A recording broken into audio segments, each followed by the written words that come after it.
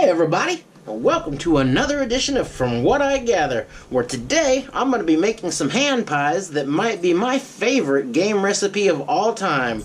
They're stuffed with a rich filling of venison and stout beer and wrapped in a super flaky and buttery crust. And I guarantee you, everybody is going to love them. So let's get started. This recipe is going to work well with any of your red-meated wild game. Of course, beef or lamb is going to work here too. But today I'm using a venison round. It's a bit of a tougher cut that lends itself to a nice slow braise.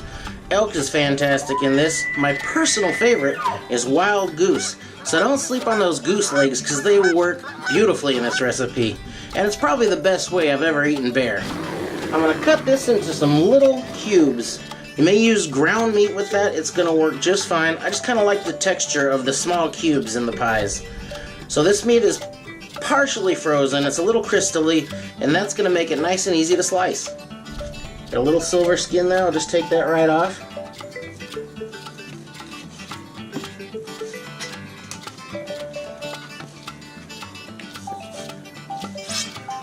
Now these are going to be small pies, so I'm going to make small cubes. If I was doing a full-size pot pie, I'd make these chunkier.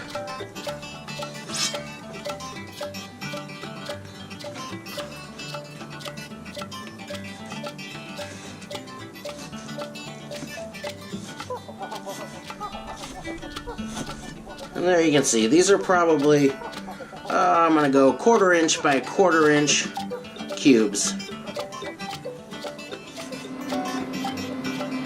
I've got a couple of tablespoons of oil nice and hot in the pan here. And I'm going to go ahead and throw in my venison. Got just about a pound of venison in here today. Hit that with some salt. Not very much salt because I'm going to add some stock and reduce this down, so we won't need very much salt. Let's put a nice sear on that.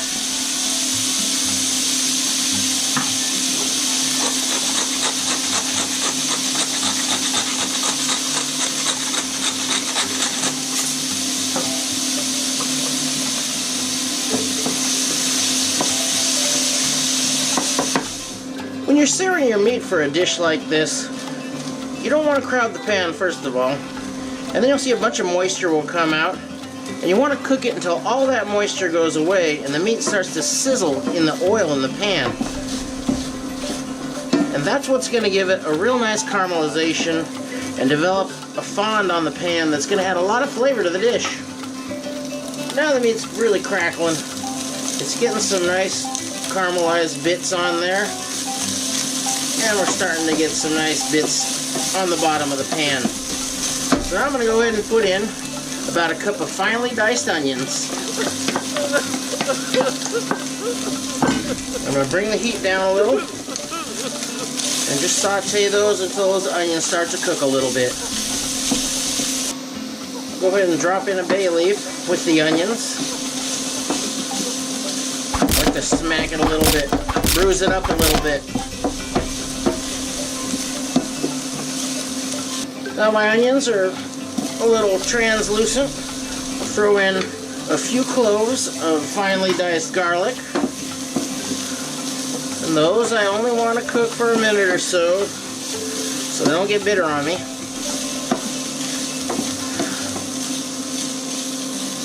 Boy, the smells coming out of there are getting real nice. And we get all this nice crust on the bottom of the pan. Alright, so now we need to add some liquid, get this crust off the bottom and make a nice braising sauce.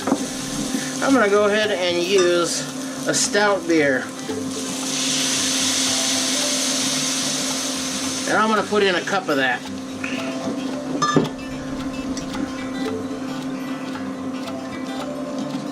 That's a nice dark beer, not very bitter. It's going to cook down and get kind of sweet.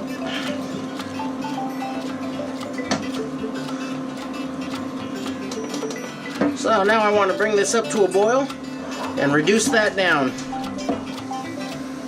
The beer is reduced down to next to nothing. So I'm going to go ahead and add the rest of the ingredients to our braising sauce. I'm going to start with just about a cup and a half of some beef broth. I'm going to put in about a teaspoon of Worcestershire sauce and about a tablespoon of tomato paste. Just stir that in there until the tomato paste dissolves and bring this back up to a boil. It's coming up to a boil now. I also want to throw in some fresh thyme.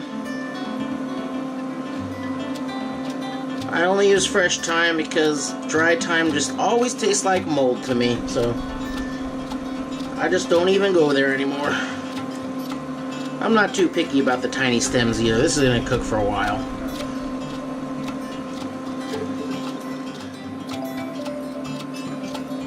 Now today I'm going to thicken this with a slurry rather than a roux. And a slurry is just some flour dissolved in cold water. Always cold water so you don't get lumps. And then I'm going to add that in little by little until I get this as thick as I want it to be. The slurry just gives me a little more control to hit it exactly how thick I want it to be at the end. Make sure all the lumps are out of your slurry. And then just get yourself a little spot in the middle, swirl it around, add a little at a time. See, that thickens up right away. And this, I want to be pretty thick. I mean, we're not making a soup here, we're making a filling, so I want it to be pretty thick, like real heavy gravy.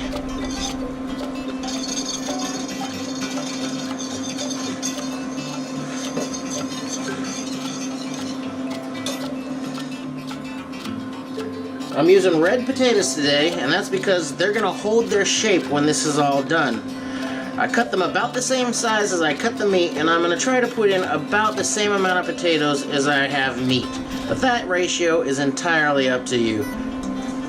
Now I'm going to bring this back up to a boil, and then reduce it to a simmer and cover it until those potatoes are cooked through. And I always keep a little extra broth on hand, and a little of that slurry in case I need to adjust the level of liquid in here.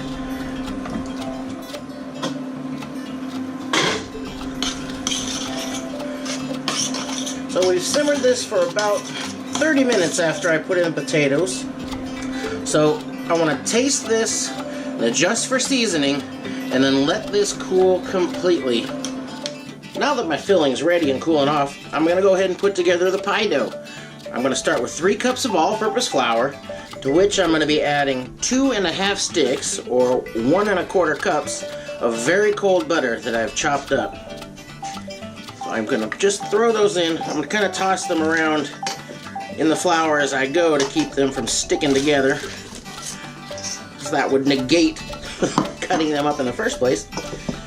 I'm going to add in about 1½ teaspoons of salt. If you're using salted butter, don't even worry about that.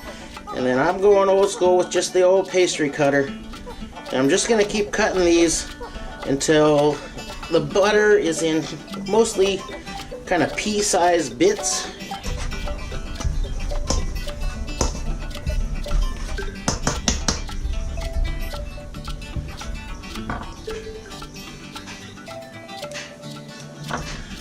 That looks just about right.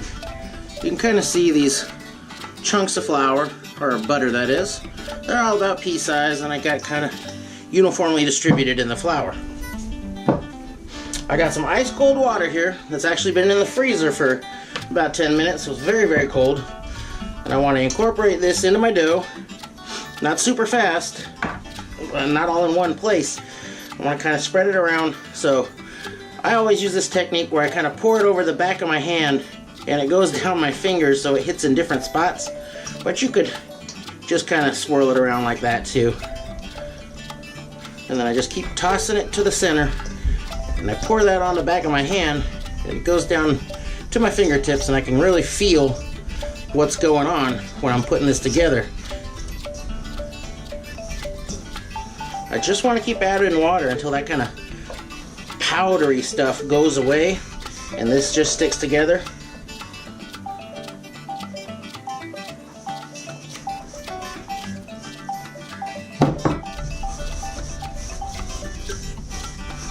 It's probably going to be just a little more than a half a cup, maybe 2/3 of a cup or so in this recipe. I'm going to check it with my dry hand because this hand's definitely moist and it's not gonna really give me an accurate feel of how moist the dough is. So yeah, I can just kind of squeeze it. It comes together real good. So that's ready. I'm gonna form it in a couple of balls and wrap it in plastic wrap and put it in the refrigerator for about half an hour so that the flour gets nice and hydrated. Now it's finally time to put these together.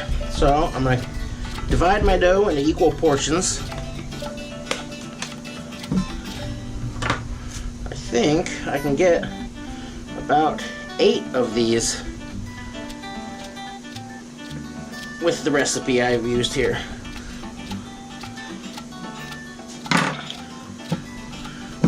We'll see how that works. I'm going to go ahead and prepare egg wash over here, and for me, I just use the whole egg and beat it up. Okay. Oh, I like to pat the dough a little, get it started, flatten it out by hand. And then we roll and turn, roll, turn, roll, turn, so on and so forth. And you can see the little pockets of butter in there, and that's what's going to keep this flaky. So once I get it big enough for my cutout bowl, this is a 6-inch bowl. No need for any precise measure on this. Make them the size you like them. Now, I've got my cold filling here. This has actually been in the refrigerator, so it's completely cold. You can see how thick it's gotten, and that's good because we had a lot of liquid still running around here. It just run out of the pie. But when it's cold and thick like this, I can put it in there, and the juices will all stay inside of the pie. So I'm going to put probably about 1/3 of a cup sort of toward one side.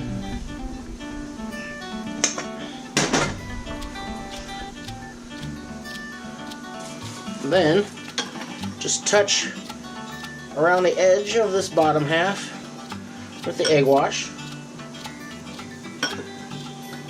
and fold it over. Just kind of, if the filling wants to kind of poke out, just shove it down in there. Then I'll pick it up and lightly squeeze all around the edge, not hard because I don't want it to get very thin or it'll burn. It's good. Now, lightly crimp it with a fork or any other crimping tool you want to use.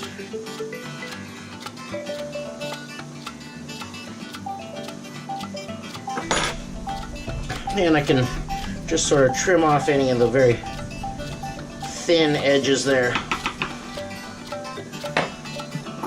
The final thing here in forming that is put a little vent in the top. Right in the middle I like to do an X. You can get fancy with that too if you like. And that's ready. I'm going to put this over on a parchment lined cookie sheet and get the rest of these ready, and then we'll get them in the oven. I've got my oven preheated to 400 degrees, and the last thing I want to do before I pop these in there is give them a light coating in some egg wash, because that is going to make them shiny and golden and beautiful.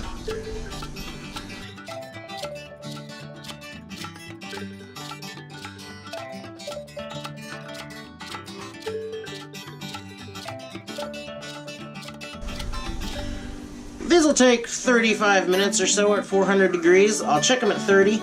And what I'm going to be looking for is a nice golden color and maybe a little boiling right at the vent.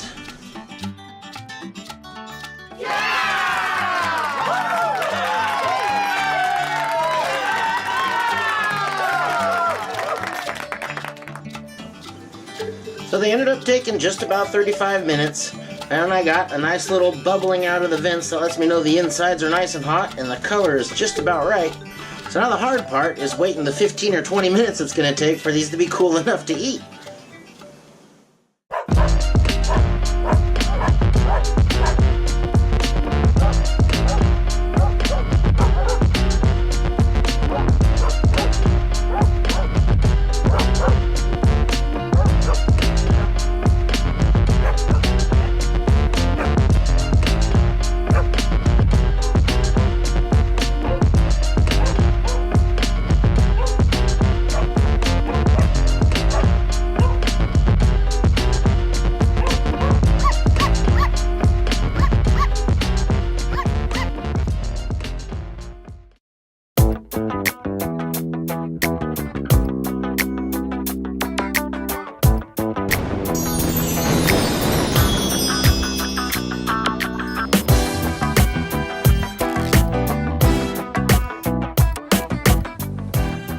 I hope you try this, and I hope you like it. And if you don't, just give me a call and I'll come eat them all. But if you do, please like and subscribe for more. Thanks for watching.